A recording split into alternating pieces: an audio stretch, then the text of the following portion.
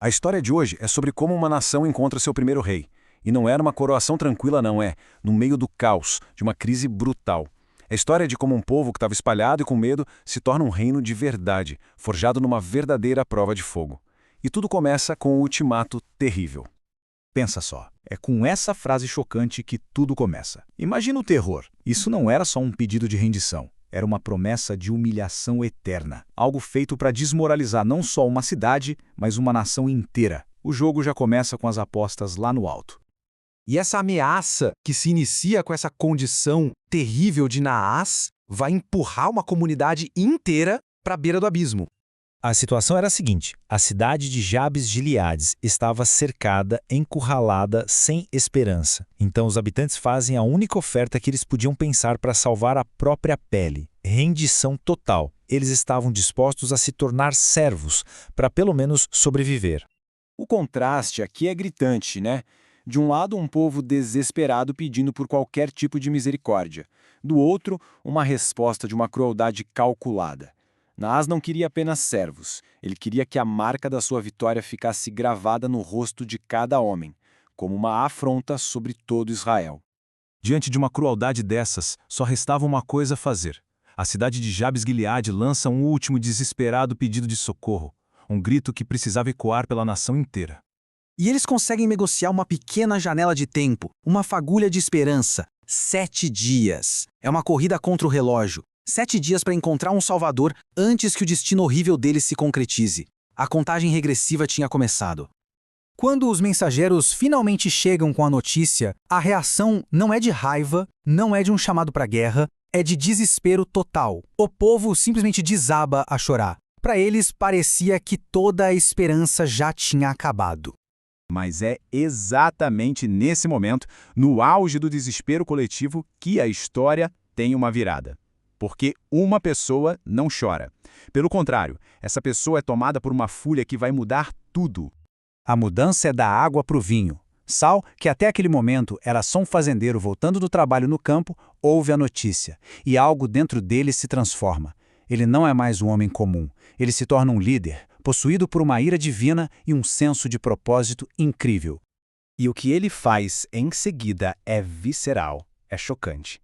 Ele pega seus próprios bois, corta em pedaços e envia esses pedaços para a nação inteira com uma mensagem bem clara: juntem-se a mim, ou o que aconteceu com estes bois vai acontecer com os seus. Isso não foi um convite, foi uma convocação, e funcionou. O medo do povo se transformou em ação unificada. A resposta a esse chamado brutal foi simplesmente avassaladora. E com isso, o palco estava montado para o clímax da história, uma campanha militar rápida, certeira e decisiva. A resposta foi monumental.